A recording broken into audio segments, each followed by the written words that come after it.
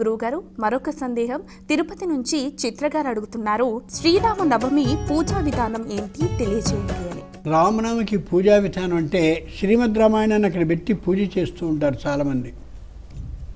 పూజ చేయడం మంచిదే, అవసరమే. కానీ నిజమైనటువంటి పూజ అంటే ఆ శ్రీమద్ రామాయణాన్ని తెరిచి దాంట్లో ఉన్న ఒక ఘట్టాన్ని స్వయంగా చదవడం, చదివించుకోవడం, వినడం, వినిపించుకోవడం ఏదైతే ఉందో అది చేయాలి.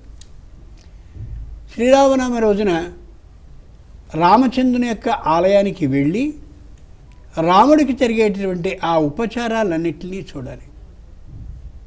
మరునాడు పట్టాభిషేకం జరుగుతుంది. జరిగినటువంటి సందర్భంలో ఆయనకి ధర్మదండం నోటిస్తారు. ధర్మదండం, ఆ ధర్మదండం చేతిలో ఉంది అంటే ధర్మాన్ని మాత్రమే ఆయన నిర్ణయించి చెప్పాలి తప్ప ఇంకోటి చెప్పకూడదు.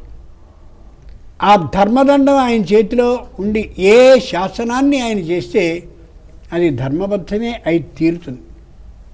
అటువంటి ధార్మికమైన లక్షణం నాకు ఉండాలనే ఆలోచన కలిగేందుకు ప్రతి వ్యక్తి రాముడు చేసిన ఏదో ఒక ముఖ్యమైనటువంటి ఘట్టాన్ని వినిపించుకోవాలి, వినాలి, దాన్ని అన్వయించుకునేలాగా చేసుకోగలగాలి. ఆశ్చర్యం అన్నమాట. రాముణ్ణి చూస్తే చాలు మారిపోయేవాడు అందరూ. ఆశ్చర్యం కాదు ఇది.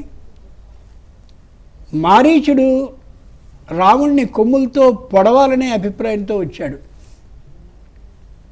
రాముడు బాణాన్ని వేసిన తర్వాత రామ బాణం వెళ్ళి మారీచుడికి తగలగానే అంతే వాళ్ళ మార్పు వచ్చేసింది. వచ్చేసి రామ భక్తుడైపోయాడు. రాక్షసుడైనటువంటి వాడు, రావణాసురుని దగ్గరుండేటటువంటి వాడు, రామ బాణం ఒకసారి తగిలేసరికి రామ బాణ క్షతి కారణంగా అంతే పూర్తిగా మారిపోయాడు. చేత గమనించుకోవాల్సింది ఏంటంటే ఒకసారి రాముడుంటూ మన హృదయంలో ప్రవేశించేలా మనం చేసుకుంటే ఖచ్చితంగా రామాయణం శరీరం నిండుగా అయిపోయే శరీరం రామమయం అయిపోతుంది.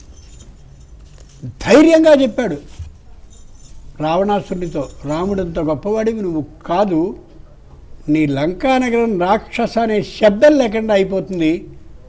సీతమ్మని తీసుకెళ్ళి రామచంద్రునికి అప్పచెప్పు, నువ్వు బతుకుతావు, రాక్షసులు మేం బతుకుతాం, లంకానగరం సుఖంగా ఉంటుంది అని. అంచేత గమనించుకోవాల్సింది రామ కథకి సంబంధించిన ఒక ఘట్టాన్ని మనకి అన్వయించుకుంటూ వినాలి. అది నిజంగా రామనవమి నాడు చేయవలసినటువంటి